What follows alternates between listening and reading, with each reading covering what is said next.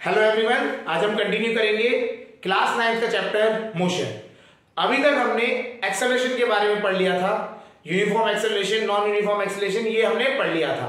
अब हम बात करेंगे graphical representation of a motion. एक मोशन को किस तरीके से ग्राफिकली हम रिप्रेजेंट कर सकते हैं, इसको हम आज स्टडी करने वाले हैं। तो स्टार्ट करते हैं आज का लेक्चर। चलिए, सबसे पहले हम बात करते हैं एक ग्राफ की। अगर हम एक ग्राफ की बात करें तो ग्राफ जो होता है वो हम कार्टेशियन फ्रेम में बनता है, मतलब आपका एक एक्स और वाई की फ्रेम में बनता है, ठीक है। तो इसमें क्या होता है, दो वेरिएबल्स होते हैं। अगर हम बात करें नॉर्मली तो एक्स एंड वाई वेरिएबल्स होते हैं। इसी तरीके से हम क्या है, अदर टर्म्स की बात करें तो देयर आर टू वेरिएबल्स, हमेशा दो वेरिएबल होंगे, ठीक है। तो ये दोनों में से अगर हम बात करें, ये दो वेरिएबल्स की खास बात क्या रहती है, इसमें से एक वेरिएबल को तो क्या करते हैं, हम अपने कंट्रोल में रखते हैं। एक वेरिएबल को हम अपने कंट्रोल में रखते हैं, दूसरे वेरिएबल को हम ऑब्जर्व करते हैं, ठीक है। एक को कंट्रोल में रख दिया, दूसरे को ऑब्जर्वेशन में रख दिया। एक एग्जांपल से समझाते हैं। सपोज करिए एक कार रेस हो रही है, ठीक है। तो कार रेस में आप ना एक गाड़ी के मोशन को ऑब्जर्व कर रहे हो, क्लियर हो रहा है। तो आप क्या करोगे, आपके कंट्रोल में क्या होगा, आपके कंट्रोल में होगा टाइम, स्टॉप वॉच, ठीक है ना। कब आप टाइम को स्टार्ट कर रहे हो और कब खत्म कर रहे हो, ये आपके कंट्रोल में है, ठीक है। कब स्टार्ट हुआ मोशन, स्टार्टिंग एट 0, यहां पे 0 से स्टार्ट हुआ, ठीक है। अब आपको यहां पे 10 सेकंड बाद, 11 सेकंड बाद, तो आपको टाइमिंग आप कंट्रोल कर रहे हो, ठीक है। बट जो डिस्टेंस ट्रेवल्ड है वो क्या हो रहा है, वो टाइम के साथ ऑटोमेटिकली चेंज होता चले जा रहा है। उसको हम क्या कर रहे हैं, ऑब्जर्व कर रहे हैं कि हमने देखा कि पहले 1 मिनट में, ठीक है, कितना कवर किया डिस्टेंस, ठीक है, 1 किलोमीटर किया, फिर अगले वाले में 2 किलोमीटर। तो अगले आपको क्या कर रहे हो, आप एक को तो क्या कर रहे हो, कंट्रोल में रख रहे हो, मतलब आप एक को क्या कर रहे हो, एक मार्किंग में बना के रखे हो, ठीक है ना। जैसे फॉर एग्जांपल आपने बोले कि टाइम इतने से इतना, ठीक है ना। तो हम बात करते हैं तो दो टाइप के वेरिएबल होते हैं, इसलिए एक कहते हैं डिपेंडेंट वेरिएबल और एक हो गया इंडिपेंडेंट वेरिएबल। इंडिपेंडेंट वेरिएबल जो हमारे कंट्रोल में रहता है। तो इंडिपेंडेंट में अगर हम बात करें तो वो कौन सा होता है, टाइम, जो हम कंट्रोल करते हैं। और जो जिसको ऑब्जर्व किया जाता है उसे कहते हैं डिपेंडेंट वेरिएबल। अगर हम बात करें मोशन के केस में तो क्या हो सकते हैं, वो डिस्टेंस हो सकता है, ठीक है, स्पीड हो सकता है, एक्सेलरेशन हो सकता है, एंड सो ऑन। इनमें से कोई भी हो सकता है। हमने ये तीन टर्म्स पढ़ी थी, डिस्टेंस या डिस्प्लेसमेंट कह लीजिए, स्पीड या वेलोसिटी कह लीजिए, एक्सेलरेशन भी कह लीजिए, है ना। तो आपके क्या होते हैं, वेरिएबल्स हमेशा दो कैटेगरीज में होते हैं। एक इन्हें कहते हैं डिपेंडेंट वेरिएबल्स, जो कि क्या कर रहे हैं, हम ऑब्जर्वेशन में रख के बैठे हैं। और दूसरा क्या है, टाइम, जिसके रिस्पेक्ट में हम चेक कर रहे हैं, ठीक है।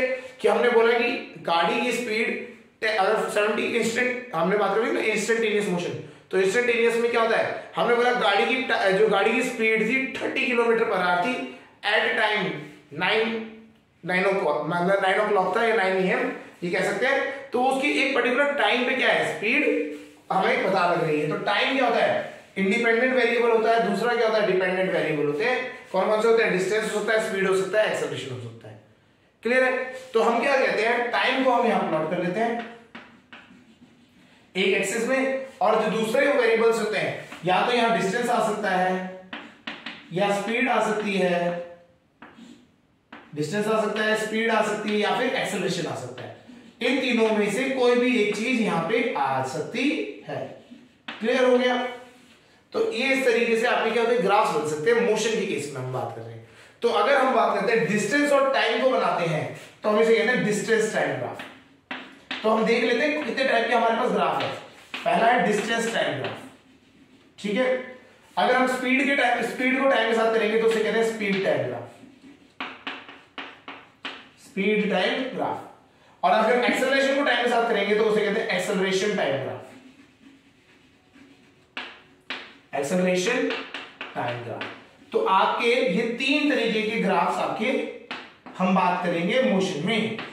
जब हम मोशन में बात कर रहे हैं तो हमें मेजरली जो पढ़ने हैं, distance time graph, speed time graph और एक्सेलरेशन टाइम ग्राफ। ये तीन टाइप के ग्राफ्स हमें समझने हैं। क्लियर हो रहा है कुछ आइडिया कि कैसे हम दो टाइप के वेरिएबल्स पे वर्क करेंगे। एक होता है डिपेंडेंट वेरिएबल और एक होता है इंडिपेंडेंट वेरिएबल, ठीक है। डिपेंडेंट वेरिएबल को हमें ऑब्जर्वेशन में रखना है, क्लियर हो गया। अगर आप सपोज करिए कोई लैब में है, आप देख रहे हैं कि किसी एक फॉर एग्जांपल एक आपने कोई एनिमल वो रखा हुआ है, इंसेक्ट है उसका मोशन देख रहे हैं, तो वो क्या है, उसके आप क्या ऑब्जर्व करोगे, डिस्टेंस मेजर करोगे, उसकी स्पीड मेजर करोगे और उसकी एक्सेलरेशन मेजर करोगे। टाइम तो क्या है, टाइम आपकी मर्जी है, तब आपने टाइम कब स्टार्ट किया, ठीक है ना, टाइम इज इंडिपेंडेंट, उसको कोई रिलेशन नहीं है डिस्टेंस के साथ, अभी वो हमेशा चलता रहेगा ऑटोमेटिकली, ठीक है ना, वो चलता जा रहा है, अभी भी हम देख रहे हैं तो अभी भी फॉर द इंस्टेंट्स, ठीक है, तो अभी टाइम चलते जा रहा है, कब आपको टाइम को जीरो, कब स्टार्टिंग मानोगे कब एंड मानोगे वो आपके बात ऊपर है, लेकिन टाइम इज इंडिपेंडेंट, उसका कोई वेरिएशन से कोई रिलेशन नहीं है, समझ आ गया। चलिए अब हम बात करते हैं इन ग्राफ्स के बारे में, स्टार्टिंग करते हैं, कैसे कैसे स्टार्ट करते हैं। सबसे पहले हम ग्राफ पढ़ेंगे डिस्टेंस टाइम ग्राफ, स्टार्ट करते हैं डिस्टेंस टाइम ग्राफ। देखिए ये टॉपिक्स काफी इंपॉर्टेंट हो जाते हैं आगे फर्दर फ्यूचर क्लासेस के लिए, ठीक है, तो क्वेश्चन जब न्यूमेरिकल्स बनते हैं तो इनसे बहुत अच्छे से न्यूमेरिकल्स बन जाते हैं। चलिए स्टार्ट करते हैं डिस्टेंस टाइम ग्राफ से। डिस्टेंस टाइम ग्राफ जो हम बना रहे हैं, ये distance obviously distance and time के बीच में बनेगा, हाँ या ना। अब जो इसी ग्राफ को एक और नाम से जाना जाता है, कभी कभी अगर आपको पोजीशन टाइम ग्राफ मिले तो position time graph and the distance time graph they are both same, position time graph भी कहा जाता है डिस्टेंस टाइम ग्राफ को, तब वहां पे आपको डिस्टेंस नहीं लिख के पोजीशन लिखा होगा डिस्टेंस की जगह पे, ठीक है। चलिए तो अब इसमें कुछ इंपॉर्टेंट पॉइंट्स है, इंपॉर्टेंट पॉइंट्स में बात करें, पॉइंट नंबर वन, पहली चीज, अगर ये कार्टेशियन फ्रेम है तो इसमें 4 क्वाड्रेंट होंगे नहीं होंगे, first quadrant, second, third and fourth. कभी भी याद रखना, कभी भी डिस्टेंस टाइम ग्राफ आपका सेकंड और थर्ड क्वाड्रेंट में नहीं बनेगा। सेकंड और थर्ड क्वाड्रेंट में क्यों नहीं बनता है, यहां पे और यहां पे कभी नहीं बनेगा, बिकॉज यहां पे टाइम की वैल्यू क्या हो गई, नेगेटिव हो गई, और आपको ये याद रखना है time can never B negative. तो सेकंड एंड थर्ड क्वाड्रेंट में कभी भी आपका डिस्टेंस टाइम ग्राफ या पोजीशन टाइम ग्राफ कभी भी नहीं बनेगा, तो हम इसे यहां लिख सकते हैं, the distance time graph can never be present in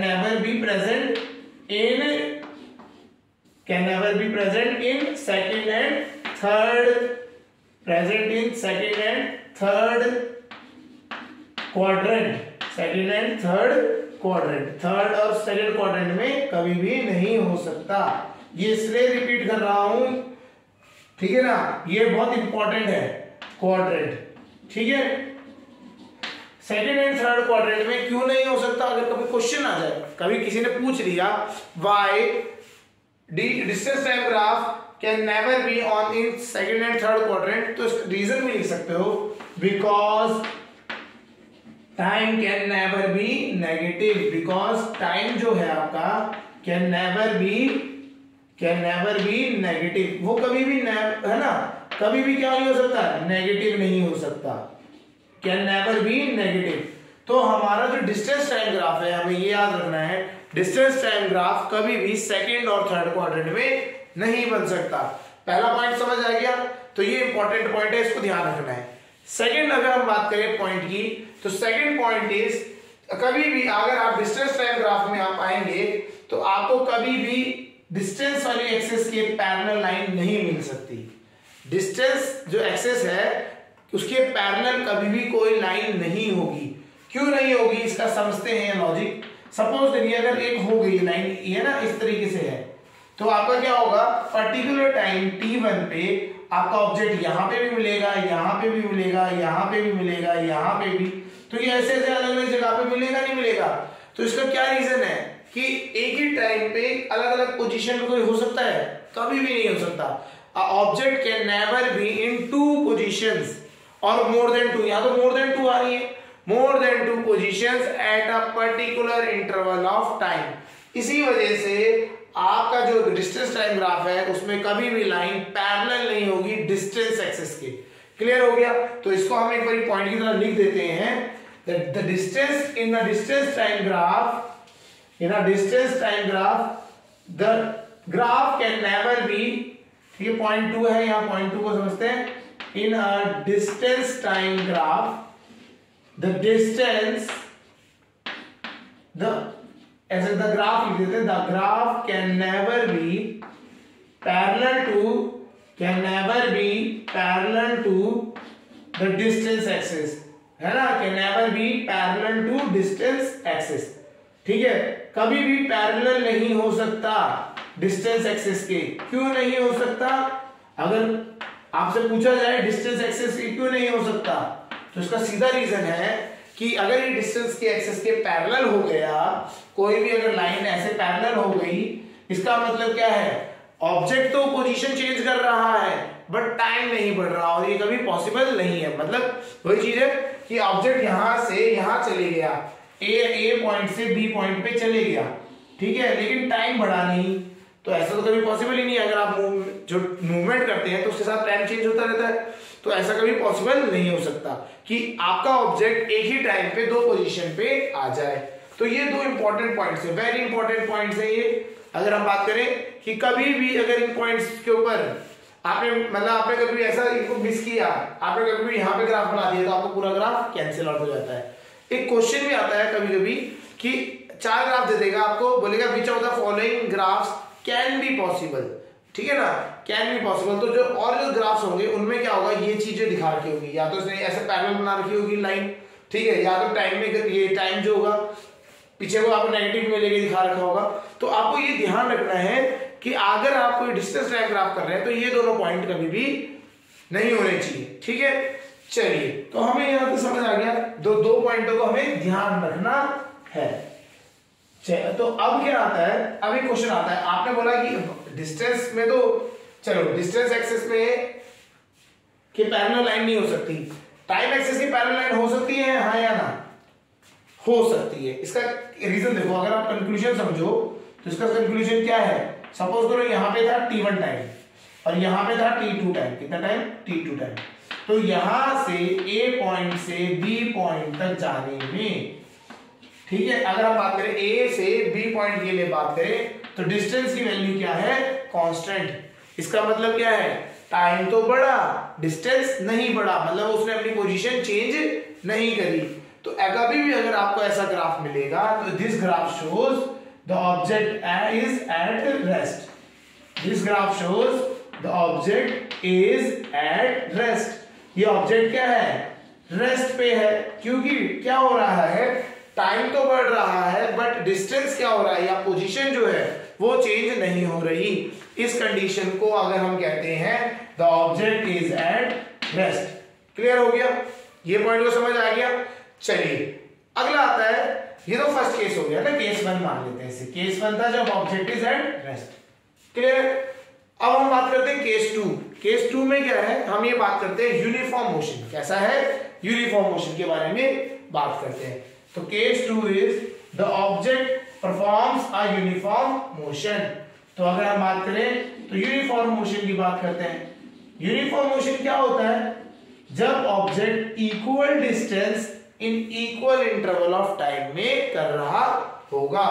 जब भी आपका जो ऑब्जेक्ट है it covers equal distance in equal interval of time, तो इसे क्या कहते हैं, यूनिफॉर्म मोशन। अगर हम यूनिफॉर्म मोशन को प्लॉट करके दिखाना चाहें तो यूनिफॉर्म मोशन को याद रखना, uniform motion is always a straight line. अगर हम यूनिफॉर्म मोशन को बनाएंगे तो हमेशा क्या बनेगी, स्ट्रेट लाइन बनेगी, ठीक है जी। तो ये हमेशा एक स्ट्रेट लाइन बनेगी, ठीक है। तो हमने यहां बोल दिया इस तरीके से, तो आपका ये जो मोशन है ये क्या है, स्ट्रेट लाइन जो मोशन होता है ये बनेगा, तो इट इज यूनिफॉर्म मोशन। ये क्या हो गया, यूनिफॉर्म मोशन हो गया। क्या हो रहा है, equal distance in equal interval of time में कवर हो रहा है। कैसे, अगर हम बात करते हैं प्लॉटिंग से देख लेते हैं। 0,0 जब ऑब्जेक्ट की जब टाइम 0 था, डिस्टेंस कितना था, 0, ठीक है। सपोज करो 1 2 3 4 ऐसे आपके क्या है, टाइम सेकंड्स में है, ठीक है। और आपका डिस्टेंस ऐसे है कि इस तरीके से डिस्टेंस है, ठीक है। तो आपने सपोज करो फर्स्ट सेकंड में 10 मीटर डिस्टेंस ट्रैवल किया, 2 सेकंड में 20 मीटर, 3 सेकंड में 30 मीटर, 4 सेकंड में 40 मीटर। तो अगर आप इनके प्लॉट्स को प्लॉट करोगे ना आप, तो ये ऐसी तो पॉइंट आएंगे ही नहीं आएंगे, ये पॉइंट क्या होंगे, एक स्ट्रेट लाइन में पड़ेंगे। कभी भी आपका ग्राफ, ये समझ आ गया होगा कि ग्राफ जो है आपका अगर स्ट्रेट लाइन होता है वो एंगल कोई भी हो, यहाँ पे हो, ऐसे कहीं पे भी हो, एंगल कहीं पे कितना भी हो सकता है, यहां से एंगल कितना भी हो जाए, लेकिन आपका अगर स्ट्रेट लाइन है तो it is in uniform motion, इसे कहते हैं यूनिफॉर्म मोशन में। क्लियर है? अब क्या होता है, अगर मैं बात करूं ये क्या है, नॉन यूनिफॉर्म मोशन क्या हो जाता है, ये तो हो गया केस टू। केस टू समझ आ गया? यूनिफॉर्म मोशन जो था उसमें हमने बात करी तो कैसा हुआ, स्ट्रेट लाइन मोशन बन गया। ठीक है, अगर हम बात करते हैं non uniform motion, case three में नॉन यूनिफॉर्म मोशन हो गया। ठीक है, मतलब ऑब्जेक्ट जो है मूव तो कर रहा है लेकिन नॉन यूनिफॉर्मली, कभी बढ़ रहा, कभी हल्के से, कभी तेजी से, ऐसे चल रहा है। तो इसका ग्राफ क्या होता है याद रखना, समझ लीजिए। तो ये स्ट्रेट लाइन के अलावा जो भी ग्राफ बन जाएगा तो वो क्या हो जाएगा, it will B a non uniform motion. वो मोशन ऐसा भी हो सकता है, ऐसा भी हो सकता है, ऐसे जाते हुए ऐसा चेंज हो गया, फिर ऐसे हो गया। तो कोई भी आप pattern other patterns other than straight line, बिल्कुल स्ट्रेट लाइन जो बनने के अलावा आपको कुछ भी पैटर्न बनता हुआ दिखाई देगा तो it is always a non uniform motion. Clear हो गया? तो हमने 3 केसेस पढ़ लिए इसमें। पहला चीज, object when object is at rest में होगा तो आपका ग्राफ क्या होगा, बिल्कुल ही टाइम एक्सिस के पैरेलल हो जाएगा। क्लियर है? Second, when object is in uniform motion होगा तो स्ट्रेट लाइन बनेगी। कैसा बनेगा? स्ट्रेट लाइन बनेगी। क्लियर हो गया? नॉन यूनिफॉर्म होगा तो आपका क्या होगा, कर्व होगा, किसी भी तरीके से हो सकता है। आपका कर्व इस तरीके से हो सकता है, नीचे से ऊपर जाते हुए हो सकता है, तो किसी भी एक तरीके का हो सकता है। समझ आ गया? तो इस टाइप के जो मोशंस होते हैं इनको हम प्लॉट कर सकते हैं डिस्टेंस टाइम ग्राफ में। क्लियर हो रहा है? अब यहाँ पे एक और चीज इंपॉर्टेंट आती है, उसे समझते हैं। अब हम 2 टर्मिनोलॉजीज को समझेंगे। One is slope of a graph, second area under the graph. इन दोनों को हम समझेंगे। ठीक है, डिस्टेंस टाइम ग्राफ से ही समझ लेते हैं। पहले हम डिस्टेंस टाइम ग्राफ से स्लोप को समझ लेते हैं, ये इंपॉर्टेंट हो जाएगा। ठीक है, स्लोप क्या होता है पहले यहां समझते हैं। डिस्टेंस टाइम ग्राफ है, अगर आपका कोई भी इस तरीके से आपका क्या है मोशन दिखाई दे रहा है तो स्लोप क्या होता है, slope is this, slope is equal to, अगर ये बात करें हम, स्लोप जो होता है इट इज इक्वल टू, अगर ये एंगल है आपका थीटा, इस एंगल को हमने क्या मान लिया, थीटा, इसे थीटा वर्ड कहा जाता है। तो स्लोप जो होता है it is always equal to tan theta. किसी का भी आप tan थीटा निकाल लेंगे तो आपको क्या निकल के आ जाएगा, स्लोप निकल के आ जाएगा। क्लियर हो रहा है पॉइंट? चलिए अब इसको देखते हैं कैसे निकलता है, क्या है, होता क्या है tan थीटा, यहां से समझते हैं। ठीक है, आपने 9th क्लास में ट्रिग्नोमेट्री होती तो नहीं है लेकिन समझा देते थोड़ा सा ट्रिग्नोमेट्री का ही क्या कंसेप्ट है। tan थीटा क्या कहता है, जो आपका y एक्सिस में, जो आपका ये y एक्सिस में जो मूवमेंट है और x एक्सिस है, ठीक है ना, तो tan theta is equal to, tan theta कितना होता है, y में y अपॉन x, क्या होता है हमेशा याद रखना, y अपॉन x। तो कभी भी आप एक ट्राइंगल बनाओगे, राइट एंगल ट्राइंगल, तो जो आपका एंगल है उसके सामने वाली साइड को परपेंडिकुलर कहा जाता है, उसके नीचे वाली साइड को बेस कहा जाता है। तो tan थीटा क्या होता है, perpendicular upon base, perpendicular upon base. अच्छा यहाँ पे अगर हम बात करें तो इस ग्राफ के लिए क्या हो जाएगा, आपका ये वाला एक्सिस किसको शो कर रहा है, ये शो कर रहा है डिस्टेंस को, और नीचे वाला क्या किसको शो कर रहा है, टाइम को।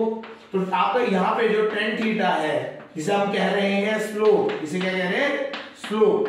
तो स्लोप जो है tan थीटा है is equal to distance upon time. और डिस्टेंस अपॉन टाइम क्या हुआ करता था, डिस्टेंस अपॉन टाइम का हमने फॉर्मूला पढ़ा था, it was equal to velocity. ये आपकी क्या हो जाएगी, वेलोसिटी हो जाएगी, हाँ या ना। तो आपका जो स्लोप होता है डिस्टेंस टाइम ग्राफ का, वो आपका क्या शो करता है, वेलोसिटी शो करता है। यहां से एक चीज समझ आ रही है, ठीक है ना। तो आपको क्या है, कभी भी आपको थीटा दिया हो जाए तो उसका tan थीटा निकाल दीजिए, नहीं तो क्या करिए, y एक्सिस में जो भी टर्म है उसको डिवाइड कर दीजिए x एक्सिस की टर्म से, तो आपको क्या निकल जाएगा, स्लोप निकल जाएगा। तो यहाँ डिस्टेंस था या टाइम था, तो आपने जब डिवाइड किया तो आपको क्या निकल के आ गया, वेलोसिटी निकल के आ गई। समझ आया? चलिए इसको एक बार देखते हैं, है ना। इस स्लोप से हम क्या क्या निकाल सकते हैं, अगर हम बात करें क्या क्या फायदे हैं स्लोप के, ये समझते हैं। ठीक है, अभी क्वेश्चन करेंगे तो समझ आ जाएगा, है ना। तो अभी इसको पहले डेफिनेशन अगर थोड़ा सा समझते कैसे होता है। हमारे पास तीन तरीके के ग्राफ है, एक है हमारा पोजीशन टाइम ग्राफ या डिस्टेंस टाइम ग्राफ, है ना। एक तो हो गया डिस्टेंस टाइम ग्राफ, दूसरा जो ग्राफ है that is speed time graph या फिर वेलोसिटी टाइम ग्राफ, दोनों में से कोई भी आप लिख सकते हैं टाइम ग्राफ के साथ है, ठीक है। लास्ट जो हमने बात करी थी वो थी acceleration time graph, acceleration time graph. तो आपको एक चीज याद रखनी है, स्लोप क्या होता है, दिस डिवाइडेड बाय दिस, जो आपका y एक्सिस है डिस्टेंस डिवाइडेड बाय टाइम। तो अगर आप इसका स्लोप निकालते हो, ऊपर वाले ग्राफ का स्लोप निकालते हो, तो आप अगर स्लोप निकालोगे तो स्लोप क्या निकालने देगा, डिस्टेंस अपॉन टाइम क्या होता है, स्पीड। डिस्टेंस अपॉन टाइम क्या होता है, स्पीड। हाँ यार, डिस्टेंस अपॉन टाइम तो स्लोप भी होता है, और स्लोप क्या दिखाएगा आपको, स्पीड दिखाएगा। ऐसी speed upon time, change in speed upon time, तो ये क्या शो करता है, एक्सेलरेशन। तो यहां से एक इंपॉर्टेंट रिजल्ट है, ये याद रखना है हमें, कभी भी हम डिस्टेंस टाइम ग्राफ का अगर स्लोप निकालेंगे तो वो क्या निकल के आएगा, स्पीड निकल के आएगा। डिस्टेंस टाइम ग्राफ का स्लोप स्पीड है और स्पीड टाइम ग्राफ का स्लोप एक्सेलरेशन होता है।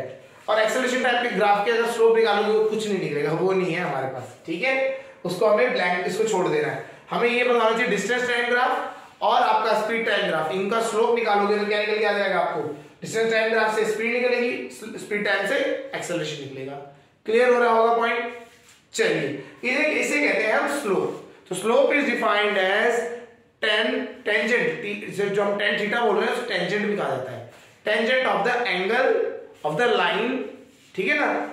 ऑफ द लाइन को क्या कहते हैं, टेंजेंट कहते हैं। और ये क्या शो करता है, डिस्टेंस टाइम ग्राफ में स्लोप क्या शो करता है, स्पीड को शो करता है, एंड स्पीड टाइम ग्राफ में जो आपका स्लोप होता है वो क्या शो करता है, एक्सेलरेशन शो करता है।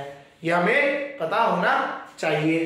तो अगर मैं बात करूं डिस्टेंस टाइम ग्राफ की, डिस्टेंस टाइम ग्राफ में जो आपका ये स्लोप है, ये एंगल है जो आपका tan थीटा, अगर ये कांस्टेंट है, ये कांस्टेंट है, तो ये क्या हो जाएगा, ये हो जाएगा आपका एक यूनिफॉर्म मोशन। ये क्या हो जाएगा, यूनिफॉर्म मोशन। और अगर ये आपका थीटा क्या होता जा रहा है, बढ़ता चले जा रहा है, थीटा होता क्या जा रहा है, बढ़ता चले जा रहा है, तो ये क्या हो गया, ये होता है आपका, आपकी जो इसमें क्या हो रहा है, आपकी जो स्पीड है वो क्या होती जा रही है, बढ़ती चली जा रही है, क्योंकि स्लोप क्या हो रहा है, slope is the speed. Slope जो होता है वो क्या दिखाता है, स्पीड दिखाता है। और अगर आपका ग्राफ ऐसा जा रहा है, अगर मैं अलग से बना दूं, अगर आपका ग्राफ इस तरीके से जा रहा है तो ये क्या हो रहा है, स्लोप इसकी बढ़ती चली जा रही है। पहले इतना थीटा था, अभी से ज्यादा हो गया, बड़ा हो गया, ठीक है ना, थीटा आदेश बन गया।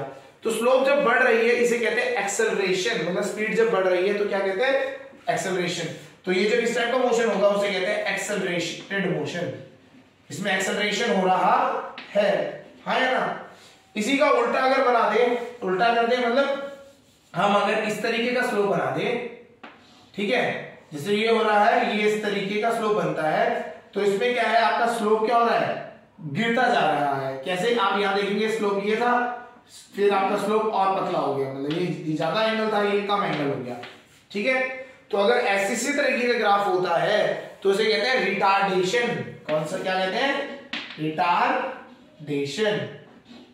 तो यहां पे आपको समझना है कि अलग अलग कंडीशंस में अलग अलग तरीके के जो ग्राफ्स हैं वो क्या क्या शो करते हैं। डिस्टेंस टाइम ग्राफ में ही अगर आप देखेंगे तो आपको ये पता लग जाएगा कि वो यूनिफॉर्म मोशन है, रिटार्डेशन है, एक्सेलरेशन है। तो आपको सारा का सारा किससे निकल के आ गया, एक डिस्टेंस टाइम ग्राफ से ही बहुत सारी चीजें सीखने को मिल जाती है, ठीक है। आपको स्लोप मिल जाती है, स्लोप से क्या निकल गया, वेलोसिटी। आपको वेलोसिटी पता लगी, अगर वेलोसिटी बढ़ रही है तो इसका मतलब वो एक्सेलरेशन है, और अगर वेलोसिटी गिर रही है तो इसका मतलब क्या है, वो रिटार्डेशन है। क्लियर हो गया। यहां पे हम, ये हमारा डिस्टेंस टाइम ग्राफ कंप्लीट हुआ, ठीक है। चलिए अब हम बात करते हैं स्पीड टाइम ग्राफ के लिए। स्पीड टाइम ग्राफ में अगर हम बात करते हैं तो हम स्पीड टाइम ग्राफ को ड्रॉ करेंगे। इसको हमें ये इंपॉर्टेंट, इसको ना रखते हैं, अब इसको समझाएंगे, इससे कुछ एक टर्मिनोलॉजीज है यहां से समझ आएगी। तो स्पीड टाइम ग्राफ को हमने क्या दिखा दिया, इसको वेलोसिटी टाइम ग्राफ भी कहते हैं। तो V time V T, V और टी से रिप्रेजेंट कर दिया। तो सिमिलरली जैसे हमने डिस्टेंस टाइम ग्राफ की बात करी थी, यूनिफॉर्म मोशन के लिए वो स्ट्रेट लाइन होता है, ठीक है, उसी तरीके से वेलोसिटी टाइम ग्राफ में भी स्ट्रेट लाइन होता है। जो रूल्स वहां पे थे कि हम टाइम या सेकंड और थर्ड क्वाड्रेंट में कुछ ड्रॉ नहीं कर सकते, वो यहां पे भी नहीं कर सकते, सिमिलरली आप एक वर्टिकल लाइन नहीं यहाँ पे ड्रॉ कर सकते, क्योंकि वर्टिकल लाइन जैसे ड्रॉ करोगे तो क्या हो जाएगा, एक ही टाइम पे दो वेलोसिटी, ठीक है ना, आपका एक ऑब्जेक्ट है उसकी एक ही टाइम पे दो वेलोसिटी हो रही है, तो दो वेलोसिटी हो नहीं सकती, तो इसलिए क्या है, आप कभी भी वर्टिकल लाइन ड्रॉ नहीं कर सकते। समझ आ गया? तो ये सेम रूल्स है कहां पे, जो हमने किस में करे थे, डिस्टेंस टाइम ग्राफ में। अच्छा, अब यहाँ पे एक चीज है, स्लोप अगर निकाल दिया मैंने, ये है मेरा, इसका जो अगर स्लोप निकालूंगा, अगर मैं टेन थीटा, ये एंगल है थीटा, तो टेन थीटा निकालूंगा तो ये मुझे क्या देगा, ये मुझे देगा एक्सेलरेशन, ठीक है ना, कि मोशन का एक्सेलरेशन। देखो एक्सेलरेशन क्या होता है, स्पीड कितनी चेंज हो रही है हाँ या ना टाइम के साथ, तो एक्सेलरेशन होता है, ठीक है। तो अभी जब इसके डेरिवेशंस है हमारे, अगर हम थ्री इक्वेशंस ऑफ मोशन के डेरिवेशंस करेंगे इसकी हेल्प से, तो काफी अच्छी अंडरस्टैंडिंग हो जाएगी। क्वेश्चंस एंड जब डेरिवेशंस में हम आएंगे तो अच्छी अंडरस्टैंडिंग होगी, बट इसको अभी थोड़ा रूल्स के हिसाब से समझते हैं। तो हमें ये समझ आ गया वेलोसिटी टाइम ग्राफ में वही वाले दो रूल पहले आपको आने हैं कि सेकंड और थर्ड क्वाड्रेंट में आपको ड्रॉ नहीं करना है। सेकेंडली फोर्थ में कर सकते हो, फोर्थ में नेगेटिव वेलोसिटी हो सकती है, नेगेटिव आपकी जो नेगेटिव कह सकते हो डिस्टेंस हो सकता है, लेकिन टाइम नेगेटिव नहीं हो सकता, तो आप फर्स्ट और फोर्थ में बना लो, कोई प्रॉब्लम नहीं है, ठीक है। सेकंड चीज अब आता है कि इसमें जो हम बोल रहे हैं वर्टिकल लाइन नहीं ड्रॉ कर सकते, वो तो हमने बता दिया। सेम यूनिफॉर्म मोशन के लिए this is the straight line, uniform motion मतलब यूनिफॉर्म एक्सेलरेशन, यूनिफॉर्म मोशन की बात यहां जब बात करें, यूनिफॉर्म एक्सेलरेशन, एक्सेलरेशन की वैल्यू क्या है, कांस्टेंट रहेगी जब आपका स्लोप होगा स्ट्रेट लाइन से, ठीक है। और अगर ये आपका क्या हो रहा है, अगर आपका ये कर्व टेढ़ा मेढ़ा हो गया, नीचे से ऊपर चले गया या ऊपर से कहीं पे भी चले गया, तो it is called non uniform acceleration. तब आपका एक्सेलरेशन क्या है, नॉन यूनिफॉर्म है, वो किसी भी तरीके से एक्सेलरेट हो रहा होगा। क्लियर है पॉइंट? तो ये आपको समझ आ गया। तो वेलोसिटी टाइम ग्राफ में इस तरीके से कोई चीज अगर आपको देखनी है तो वो डिस्टेंस टाइम ग्राफ की तरह ही देखनी होती है। अब यहाँ पे एक चीज और आती है, जिसे कहते हैं, हम बात करेंगे x area under the curve. अब देखो यहाँ पे एक इंपॉर्टेंट टर्म इंट्रोड्यूस हो जाती है, जैसे स्लोप इंट्रोड्यूस हुई थी, यहाँ पे एक और इंट्रोड्यूस हो जाती है टर्म जिसे कहते हैं एरिया अंडर द कर्व। तो एरिया अंडर द कर्व को हम समझते हैं क्या होता है, अंडर द कर्व। अगर हम देखो इसको हम करते हैं वेलोसिटी टाइम ग्राफ से, किससे करेंगे, वेलोसिटी टाइम ग्राफ से ही सीखेंगे। तो वेलोसिटी टाइम ग्राफ ये रहा हमारा, बना दिया फिर से, यहाँ पे वेलोसिटी है हाँ या ना। तो अगर मैं बात करूं, इधर देखते हैं, सपोज करिए कोई मोशन हो रहा है इस तरीके से, ठीक है, मोशन है, हमने मान लिया यूनिफॉर्म मोशन है, ठीक है। तो यहां पे इसकी ऑब्जेक्ट की स्पीड है v, कितनी स्पीड है v, हाँ या ना, ठीक है।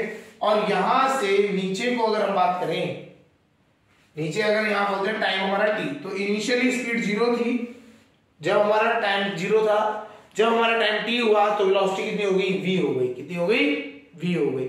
तो एक चीज याद रखना है कि ये जो हम एरिया होता है, सुनिए, ये जो एरिया है, दिस एरिया, ये जो एरिया बना आपका किससे, आपका ग्राफ एंड टाइम एक्सेस के बीच में, ग्राफ और टाइम एक्सेस के बीच में जो आपका एरिया बनता है, इट ऑलवेज गिव आउट पर product of these two terms. इन दोनों का क्या देगा, दोनों का प्रोडक्ट देगा। कैसे, अगर आप सिंपल समझे, ये तो ट्रायंगल की बात नहीं करते, हम स्ट्रेट लाइन से बात करते हैं, ठीक है। ये स्ट्रेट लाइन था सपोज करिए, ठीक है, वेलोसिटी 0 पे v थी और टाइम t पे भी कितनी वेलोसिटी है, v ही रही। तो मेरे को अगर एरिया इसका निकालूंगा मैं, तो इसका जो एरिया निकलेगा, एरिया कितना हो जाएगा, area will be equal to velocity into time, हाँ या ना। और वेलोसिटी इनटू टाइम क्या होता था, वेलोसिटी इनटू टाइम अगर आप बात करो तो क्या होता था, डिस्टेंस इज इक्वल टू क्या होता था, वेलोसिटी इनटू टाइम। अगर आप देखो ना, वेलोसिटी टाइम ग्राफ बनाया, ये आपका मोशन था, वेलोसिटी कांस्टेंट रही हमेशा पूरे टाइम तक, और आपका टाइम क्या होता रहा, बढ़ता रहा, है ना, वेलोसिटी कांस्टेंट, टाइम बढ़ता रहा। अगर आपने एरिया निकाला नीचे का, तो एरिया कितना होगा, यहां से ये हाइट है v into T, velocity into time, तो एरिया इज इक्वल टू कितना हो जाएगा, वेलोसिटी इंटू टाइम, हाँ या ना। तो एरिया इसका आया वेलोसिटी इंटू टाइम, और वेलोसिटी इंटू टाइम होता क्या है, it is equal to distance.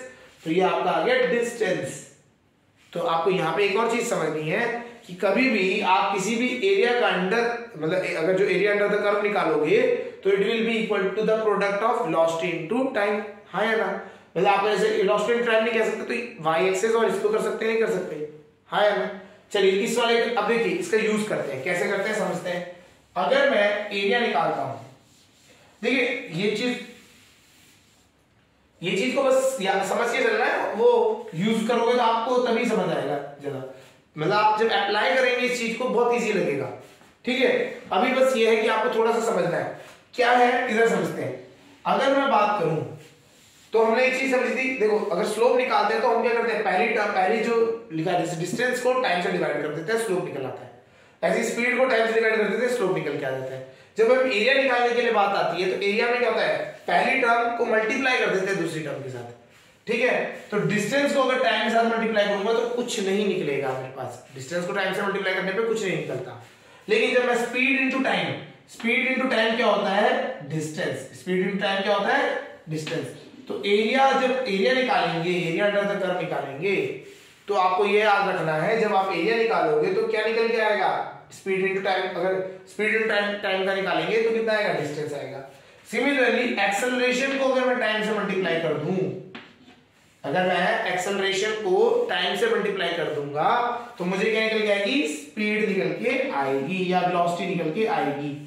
तो आपको यहां पे एक चीज समझनी है, कभी भी आपको स्पीड टाइम ग्राफ दिया जाए तो उसका अगर आप एरिया निकालेंगे तो क्या निकल के आएगा, डिस्टेंस टाइम ग्राफ। क्लियर है। ऐसी एक्सेलरेशन टाइम ग्राफ का अगर आप एरिया निकालेंगे तो क्या निकल के आएगा, स्पीड टाइम ग्राफ। तो ये जो है ये बहुत इंपॉर्टेंट है, ये वाला जो सेक्शन है ये इंपॉर्टेंट है, इसको आप माइंड में फिल कर लीजिए, मतलब ये समझ लीजिए कैसे है। डिस्टेंस टाइम ग्राफ का slope speed, speed time graph का slope acceleration, acceleration time graph का area speed, speed time graph का एरिया डिस्टेंस। क्लियर हो गए। तो ये आपको इस तरीके से पता होना चाहिए, ठीक है। अभी हमने डिस्टेंस टाइम ग्राफ पढ़ लिया था, आपने स्पीड टाइम ग्राफ भी पढ़ा दिया है ना। अब हम बात करते हैं एक्सेलरेशन टाइम ग्राफ की। एक्सेलरेशन टाइम ग्राफ में कुछ ऐसा खास निकलता नहीं है, क्योंकि आप उसका स्लोप नहीं निकाल सकते, इसके पास स्लोप तो है नहीं। आपको क्या करना है, खाली एरिया निकालना है। तो एक्सेलरेशन टाइम ग्राफ, ठीक है, तो एक्सेलरेशन टाइम ग्राफ जो होता है, अगर आप इसका एरिया निकालेंगे तो ये अगर आप एरिया निकालेंगे तो ये आपको क्या शो कर देगा, what is the velocity, what is the velocity या change in velocity of the object. जो आपका ऑब्जेक्ट है उसकी वेलोसिटी किस तरीके से चेंज हुई, फाइनल माइनस इनिशियल की वैल्यू देता है, ठीक है। तो एक्सेलरेशन टाइम ग्राफ का अगर हम एरिया अंडर द कर्व निकालेंगे तो it gives out the value of change in velocity, value of change in velocity को ये निकाल के देता है। तो हमें इसको समझना है। तो graphical representation of a motion में अगर हम बात करें तो हमें ये चीज इंपॉर्टेंट बतानी चाहिए कि हमारे पास तीन टाइप के ग्राफ्स होते हैं, distance time graph, speed time graph, acceleration time graph. Second चीज, अगर हम डिस्टेंस टाइम ग्राफ का स्लोप निकालेंगे तो स्पीड निकल के आएगा, स्पीड टाइम ग्राफ का स्लोप निकालेंगे तो एक्सेलरेशन निकल के आएगा। अदरवाइज अगर हम एक्सेलरेशन टाइम ग्राफ का एरिया अंडर द कर्व निकालेंगे तो क्या निकल के आएगा, स्पीड निकल के आएगा। स्पीड इनटू टाइम करेंगे, मतलब स्पीड जो डिस्टेंस या वेलोसिटी टाइम ग्राफ का अगर हम एरिया अंडर द कर्व निकालेंगे तो हमें क्या निकल के आएगा, डिस्टेंस निकल के आएगा। तो हमारे यहाँ पे ये जो टॉपिक्स थे ग्राफिकल रिप्रेजेंटेशन, तो यहाँ पे ये तीनों ग्राफ्स कंप्लीट हो गए। चलिए अगले लेक्चर में हम डेरिवेशंस पढ़ेंगे और 3 इक्वेशंस ऑफ मोशन पढ़ेंगे with the help of graphical representation of motion. Clear, चलिए ओके।